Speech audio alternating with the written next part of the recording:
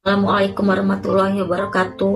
Saya selaku orang tua dari Rizky Alesya Zahra memohon dengan amat sangat kepada Kapolres Tulang Bawang dan Kapolda Bandar Lampung untuk segera menemukan pelaku pembunuhan anak saya. Kami selaku orang tua dan pihak keluarga besar memohon meminta kepada pihak yang berwajib, karena kami telah menyerahkan semua kepada kalian untuk membantu mencari pelaku pembunuhan anak kami, agar secepatnya anak kami mendapatkan keadilan dan pelaku mendapatkan hukuman yang seberat-beratnya atas perlakuannya terhadap anak kami. Dan karena sampai hari ini pelaku belum ditemukan dan masih menghirup udara segar, sampai sekarang anak kami belum mendapatkan keadilan. Dan saya selaku orang tua memohon supaya Kapolres dan Kapolda segera menemukan pelaku dan pelaku diberikan hukuman yang seberat-beratnya. Wassalamualaikum warahmatullahi wabarakatuh. Assalamualaikum warahmatullahi wabarakatuh. Hai Sobat Mbak Tiwul, apa kabar semuanya? Semoga dalam keadaan sehat dan baik-baik saja, serta dilancarkan segala urusannya hari ini ya. Terima kasih sudah mampir di video ini, tolong dibantu like dan subscribe-nya. Setelah menjadi buron selama kurang lebih 1 bulan lamanya, Haryanto alias Yanto akhirnya berhasil diamankan di tempat kerjanya, yaitu di sebuah perkebunan tebu milik PT Silva di Mesuji, Lampung. Yanto yang hidup seorang diri, tidak menggunakan handphone dan sangat licin dalam hal melarikan diri ini, mungkin hampir saja bisa hidup bebas selamanya tanpa harus mempertanggungjawabkan kejahatannya di bulan Juni lalu. Namun setelah kasus penghilangan nyawa yang melibatkan dirinya ini menjadi viral, foto diri Yanto segera tersebar ke seluruh penjuru negeri, sampai akhirnya dilihat juga oleh seorang karyawan PT Silva yang mengenali sosok Yanto yang baru sekitar 6 hari ini menjadi buruh kebun tebu milik PT Silva, dan kemudian melaporkannya ke Polres setempat melalui aplikasi Lapor Pak Kapolres. Hingga akhirnya salah satu orang yang paling dicari oleh netizen Indonesia karena kejahatannya itu pun berhasil diamankan. Sobat Mbak Tiwul semua, kita simak bersama sebuah kisah kasus dari Lampung yang telah menggetarkan hati netizen Indonesia ini, sekaligus untuk mengenang sosok korban adik kita, almarhumah Rizky Alesya Zahra.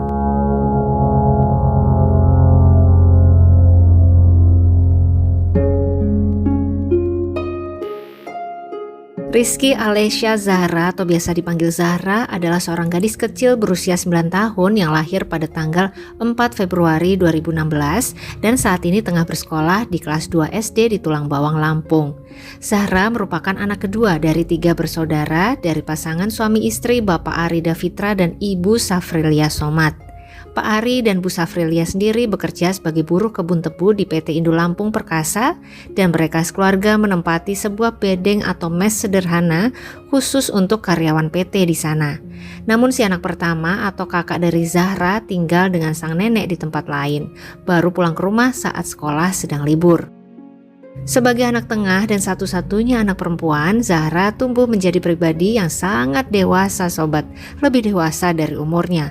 Zahra ini rajin membantu pekerjaan rumah seperti bersih-bersih rumah, mengurus jemuran pakaian, sampai mengurus kebutuhan adik laki-lakinya. Bahkan setiap hari, Zahra membuatkan teh hangat kesukaan sang ayah. Hal-hal yang dilakukan Zahra ini membuat kedua orang tuanya sangat menyayangi anak tengah itu. Sikapnya yang sangat manis dan hatinya juga sangat lembut. Perhatiannya kepada saudara dan kedua orang tuanya patut diacungi jempol. Keluarga besar Zahra juga sangat menyayanginya karena Zahra ini sangat pandai memikat hati orang lain. Setiap ada keluarga jauh yang berkunjung ke rumah Zahra, mereka selalu ingin mengajak gadis kecil tersebut pergi, saking menyenangkan sikap gadis kecil itu. Dan pada hari Minggu tanggal 22 Juni 2025 sekitar waktu subuh, Zahra seperti biasa sudah bangun dari tidurnya. Sang ibu saat itu juga sudah bangun dan sudah bersiap untuk pergi bekerja. Sembari melakukan aktivitas masing-masing di tengah suara rintik gerimis, Zahra dan sang ibu tampak bercakap-cakap. Zahra meminta izin kepada sang ibu untuk mengambil jemuran di teras yang menurutnya sudah kering. "Ibu, jemurannya Zahra angkat ya, sudah kering." Sang ibu menjawab, Nanti siang saja nak, itu masih lembab. Zahra menjawab lagi. Sudah kering kok Bu, Zahra ambil ya. Karena kalau siang nanti takutnya Zahra pergi. Zahra mau main. Mendengar hal tersebut, akhirnya sang ibu mengizinkan Zahra untuk mengambil jemuran dan kemudian melipatnya. Setelah selesai urusan jemuran, Zahra membersihkan kamarnya dan menyapu rumah. Luar biasa rajin sobat. Di saat anak-anak lain seumuran Zahra masih meringkuk di tengah dekapan selimut di atas kasurnya, minggu pagi itu Zahra sudah membantu sang ibu sejak subuh. Masya Allah. Sekitar pukul 5:30 pagi, sang ibu bersiap berangkat ke kebun bersama sang ayah. Tinggal Zahra dan kedua saudaranya yang berada di dalam rumah, sampai nanti sekitar pukul 2 siang ayah dan ibunya kembali pulang dari kebun. Sebelum sang ibu berangkat, Zahra tidak lupa meraih tangan sang ibu dengan sangat lembut, menciumnya dan berpesan, Hati-hati di jalan ya Bu, pulangnya nanti jangan sore-sore. entah kenapa seolah pamitan pagi itu terasa berat bagi Zahra. Sekitar pukul 7:30 pagi, Zahra merasa ingin pergi mandi, di mana di daerah tersebut kamar mandinya adalah kamar mandi umum yang berupa bangunan tembok tanpa atap. Pemisahan kamar mandi pria dan wanita pun hanya ditandai dengan tulisan, tapi masih dalam satu bangunan yang sama, yaitu tadi tanpa atap sobat. Semua penghuni bedeng di sana mandi di kamar mandi umum tersebut. Zahra yang sudah risih ingin mandi itu mengajak adiknya. Adek, ayo mandi. Tapi ternyata sang adik belum mau mandi. Dia memilih untuk makan terlebih dahulu. Zahra dengan senang hati pun kemudian membuatkan sarapan terlebih dahulu untuk sang adik. Baru kemudian dia berjalan keluar menuju kamar mandi sembari menenteng handuk dan sabunnya. Zahra sebenarnya masih ragu untuk mandi sendirian.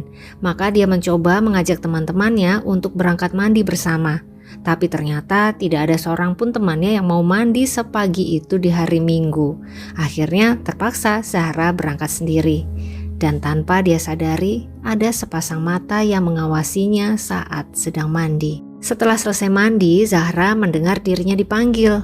Ternyata seorang tetangga bedengnya, seorang pria usia 30 tahunan yang juga bekerja sebagai buruh kebun tebu dan dikenal baik kepada anak-anak di sekitar. Suka memberi uang dan jajanan kepada anak-anak. Pria tersebut saat itu menawarkan Zahra untuk mengambil gorengan bakwan di bedengnya. Mungkin karena saat itu Zahra merasa lapar dan memang pria tersebut dikenal sebagai sosok yang suka berbagi, maka Zahra pun mau-mau saja mampir untuk mengambil bakwan. Pria tersebut kemudian menggendong Zahra dan mengajaknya mengambil bakwan di bedengnya. 1 jam lebih berlalu. Kakak dari Zahra yang bernama Rizky Albar Pratama atau di sini kita sebut dengan nama Rizky ya sobat. Rizky saat itu merasa kebingungan karena Zahra adiknya belum juga pulang ke rumah. Sudah jam 9 pagi padahal. Karena penasaran, Rizky memutuskan untuk pergi ke kamar mandi umum. Di sana dia melihat ada handuk dan sabun adiknya. Tapi Zahra sama sekali tidak tampak. Rizky pun pulang kembali ke rumah berharap sang adik hanya bermain dan segera kembali setelahnya. 1 jam lagi berlalu lagi, jam 10 pagi. Zahra belum juga pulang, Rizky menjadi semakin panik. Dia mencoba sekali lagi mencari-cari keberadaan adiknya itu. Dia mengelilingi kompleks bedeng, bertanya kepada teman-teman Zahra, namun tidak ada seorang pun yang melihat Zahra setelah mandi pagi tadi. Rizky kini hanya bisa menunggu di rumah sembari menunggu ayah dan ibunya kembali dari kebun. Dan sekitar pukul 2 siang, ayah dan ibunya pun sampai di rumah. Belum sempat keduanya turun dari motor, Rizky tampak berlari mendekati mereka dan menyampaikan kabar bahwa Zahra hilang. Belum pulang sejak mandi pagi tadi. Tentu saja kabar ini membuat ayah dan ibu panik. Sang ayah langsung turun dari sepeda motor berjalan ke sekeliling komplek bedeng mencari Zahra. Sang ibu juga ikut mencari. Dia kendarai motor memboncengkan Rizky ikut berkeliling komplek bedeng. Tapi tidak juga ketemu sobat.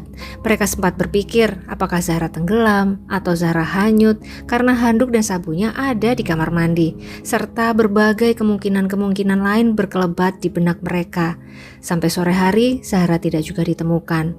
Akhirnya kedua orang tua Zahra meminta bantuan kepada ketua RT, dan oleh sang ketua RT diumumkanlah mengenai hilangnya Zahra melalui toa masjid setempat. Segera saja warga sekitar berkumpul dan bersama-sama mereka mencari Zahra. Bahkan saking mentoknya, mereka juga bertanya kepada orang pintar di sana. Dan oleh orang pintar tersebut dikatakan, jika saat itu Zahra masih disembunyikan oleh sesuatu, nanti akan keluar sekitar jam 9 atau 10 malam. Tanpa henti dan tanpa rasa putus asa, warga sekitar beserta kedua orang tua Zahra terus mencari sembari berharap Zahra bisa ketemu jam 9 atau jam 10 malam nanti dalam keadaan selamat. Mereka memeriksa setiap kamar mes yang ada di sana, tapi belum juga ketemu. Sampai akhirnya ada seorang warga yang lewat di depan kontraktor yang sedang berbincang-bincang dengan anak buahnya. Si kontraktor bertanya, "Kemana ya si Yanto? Kok jam segini belum pulang? Ini udah jam 9 malam kok belum pulang? Tadi pagi jam 10 Yanto minta bensin terus pergi. Harusnya maghrib sudah pulang, ini kok belum?" Warga yang tadi kebetulan mendengar obrolan tersebut menghentikan langkahnya dan seolah dituntun oleh instingnya, dia hampiri sang kontraktor dan berkata, Maaf Pak, bukannya kami berpikiran buruk, tapi boleh tidak kami memeriksa bedeng milik Yanto tadi? Karena itu satu-satunya bedeng yang belum kami periksa, karena digembok. Sang kontraktor yang baik hati tadi tidak merasa keberatan sama sekali. Dia mempersilahkan para warga untuk mengecek ke dalam bedeng Yanto, membukakan gemboknya dan bahkan menjamin jika nanti si pemilik bedeng marah, dia yang akan bertanggung jawab. Beberapa warga yang sadari tadi ikut mencari pun segera berkumpul di dekat bedeng si Yanto, termasuk kedua orang tua Zahra. Saat pintu berhasil dibuka, ternyata di dalam suasananya sangat gelap. 3 orang masuk ke dalam dengan menggunakan senter HP sebagai alat penerangnya. Mereka periksa setiap sudut kamar, sudut ruangan. Tidak juga terlihat Zahra ada di sana. Namun sesaat sebelum mereka hendak keluar dari bedeng Yanto, salah satu dari mereka berseru, "Tunggu, ini kok sepertinya ada jempol manusia." di mana di sebuah ruangan itu tampak ada hamparan tikar dan di bawah tikar itulah tampak jempol mungil menyembul. Ketegangan pun mulai semakin terasa. Mereka segera membuka tikar dan benar saja sobat, tubuh Zahra ada di bawah tikar dengan kondisi sudah tidak bernyawa, tanpa sehelai pakaian. Tubuh kaku serta ada busa dari mulutnya. Astagfirullahalazim, mereka berteriak, "Zahra ketemu! Zahra ketemu!" Ayah dan ibu Zahra yang mendengar seruan tersebut langsung berlari hendak masuk ke bedeng Yanto, tapi dihalang-halangi oleh warga yang menemukan tadi. "Nanti saja Bu, Pak, Zahra sudah ketemu tapi pingsan. Nanti saja ya kalau sudah sadar." Mereka seolah khawatir kedua orang tua Zahra akan syok jika melihat kondisi sang anak saat itu. Ayah dan ibu Zahra pun menurut dan bersedia untuk menunggu di luar bedeng. Hati mereka berkecamuk, bercampur antara perasaan lega tapi juga penasaran apa yang telah terjadi kepada Zahra anak mereka. Kenapa orang-orang menangis setelah melihat ke dalam bedeng, bahkan sampai ada yang pingsan. Ayah dan ibu Zahra menunggu dengan penuh kecemasan di rumah mereka sendiri. Sampai akhirnya kakek Zahra datang, langsung memeluk ibu Safrelia dan berkata, "Zahra sudah pergi nak, ikhlaskan. Zahra sudah pergi." Semakin tidak menentu perasaan ayah dan ibu Zahra saat itu. Mereka belum melihat langsung tubuh anak mereka dan mereka belum sepenuhnya percaya jika Zahra benar telah pergi untuk selamanya. Dengan perasaan yang tidak karuan, sang ibu mendatangi polisi yang saat itu sudah ada di lokasi mengevakuasi tubuh Zahra. Sang ibu meminta izin ingin melihat tubuh yang ditemukan tadi guna memastikan bahwa itu betul Zahra anak yang dicarinya. Sang petugas pun kemudian mengizinkan. Dan setelah melihat langsung, sang ibu begitu hancur perasaannya. Beliau terduduk lemas. Dia melihat yang ada di depannya adalah betul si permata hatinya, Rizky Alesya Zahra. Apa yang telah menimpanya? Ditemani oleh sang ibu di dalam ambulans, tubuh Zahra langsung dibawa ke Rumah Sakit Bayangkara Lampung untuk dilakukan otopsi, di mana hasil otopsinya adalah terdapat robekan di 2 bagian sensitifnya terhubung sobat, yang depan dan yang belakang. Lebam di punggung, mulut penuh busa, tangan dan kaki sangat kaku. Jemari tampak seperti mencengkeram, menggambarkan kemungkinan gadis tersebut menahan rasa sakit yang teramat sangat sebelum akhirnya menghembuskan nafas terakhirnya. Si terduga pelaku dengan mudah dapat ditentukan, yaitu siapa lagi kalau bukan si pemilik bedeng, Haryanto alias Yanto. Tim kepolisian segera melanjutkan penyelidikannya di bedeng Yanto. Di sana tampak ada sebuah panci di atas kompor yang sangat gosong dengan posisi tuas kompor menyala atau on, sehingga ada indikasi bahwa si pelaku ingin membumi hanguskan bedengnya untuk menghilangkan jejak. Tapi ternyata di tengah jalan gasnya habis dan saat itu Yanto sudah melarikan diri, sehingga upaya menghilangkan bukti kejahatannya gagal total. Tugas tim kepolisian saat ini mencari keberadaan si Yanto. Foto-foto pria tersebut mereka sebar. Pihak keluarga Zahra juga berupaya menyebarkan informasi buron tersebut ke berbagai media sosial mereka. Namun setelah hampir 1 bulan lamanya, Yanto belum juga ketemu. Mereka berpikir jika harus meraih jangkauan perhatian yang lebih luas lagi. Sampai akhirnya Denny Sumargo mengundang ibu dan juga tante dari Zahra sebagai tamu dalam podcastnya. Di sana Bang Densu memunculkan foto dari Haryanto ini dengan harapan jika Yanto melihat dan merasa tidak melakukan seperti yang dituduhkan, dia bisa muncul untuk klarifikasi, atau jika memang dia melakukan, serahkanlah diri ke polisi. Atau jika ada netizen ataupun subscriber ataupun penonton dari podcastnya tersebut melihat sosok Yanto, bisa menghubungi kantor kepolisian setempat. Dan hambatan yang ditemui oleh tim kepolisian dalam mencari Yanto saat itu adalah karena pria itu hidup sendiri selama ini, tidak membawa HP, sehingga memang susah sekali terdeteksi keberadaannya. Sehingga kemunculan sang ibu dan tante dari Zahra di podcast tersebut dianggap sangat membantu. Karena benar saja, hanya berselang 2 hari dari tayangan podcast tersebut, Kapolres Lampung mendapatkan telepon melalui layanan lapor Pak Kapolres dari seorang karyawan PT Silva, perusahaan perkebunan tebu di Mesuji, yang mengenali sosok pria di podcast kemarin.